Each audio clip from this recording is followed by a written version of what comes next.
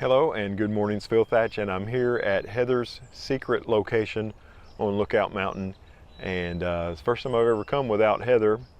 And I was going to go, this is a day where she's working and I'm out doing photography. I was going to go to some of my regular spots, and I just like Heather's secret location better, so I decided to come here and having a good time so far this morning. I do miss having Heather.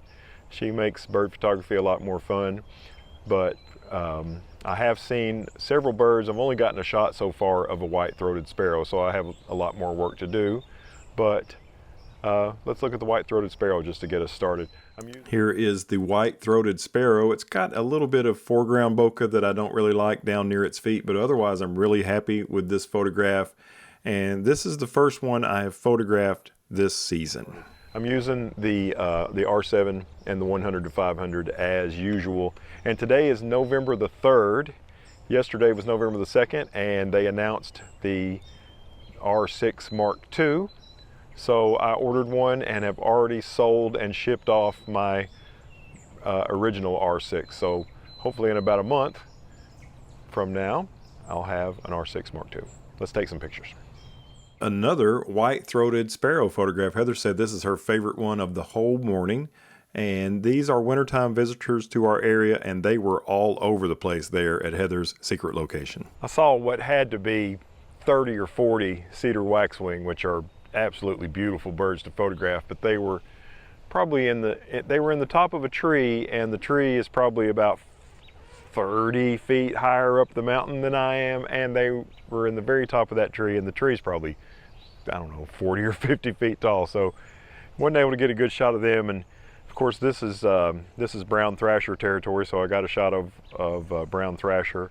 We have photographed a lot of brown thrashers at this location, so I wasn't actively searching for them, but then when I found this one there on this beautiful perch with the berries in the background and all of the beautiful colors that seem to blend well with its color palette, I just had to make a few shots, and these are probably my favorites of the day.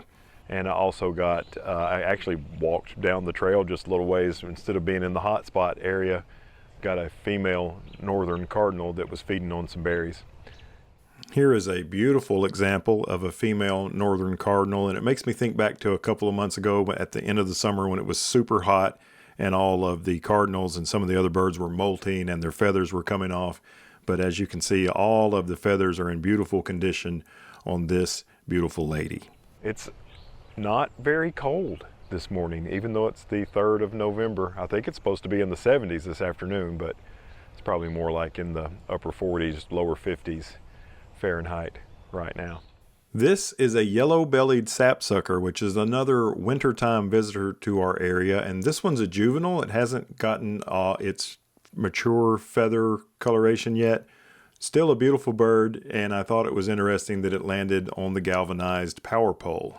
When you're by yourself, you have half as many eyes as when you have your bird photography partner with you. So it's a little bit more difficult to find the birds. You can hear them chirping, but sometimes I can't find them. So I miss Heather for the company and for the help finding the birds.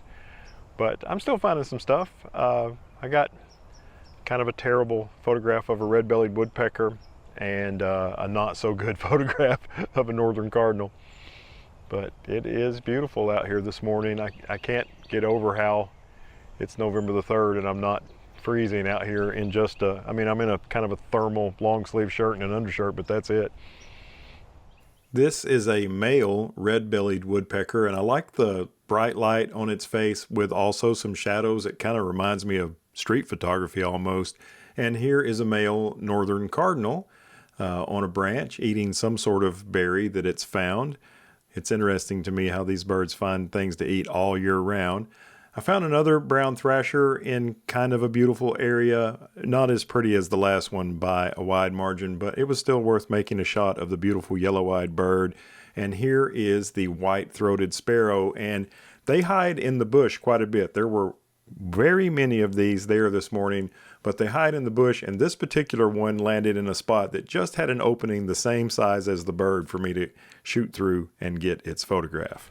Well, I got a eastern towhee, which is pretty common for me to get a photograph of here, Heather and I both, and Then I got something that you see a lot, but it's really hard for me personally. I know some of the viewers who've been around for a while know that I really struggle to get a photograph of a blue jay.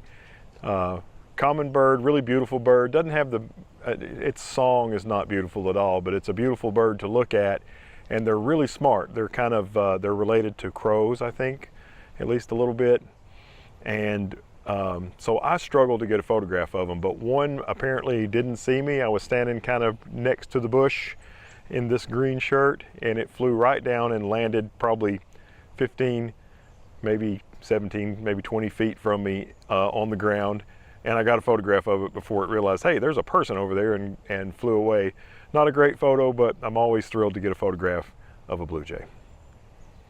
But first we'll take a look at this male eastern towhee photograph, which I think is a way better photo than the photograph of the blue jay. It's just I get photographs of these pretty regularly, and blue jays, which this is a terrible photograph, I don't get photographs of them very often at all. So I'm going to share it with you even though I don't really like the picture.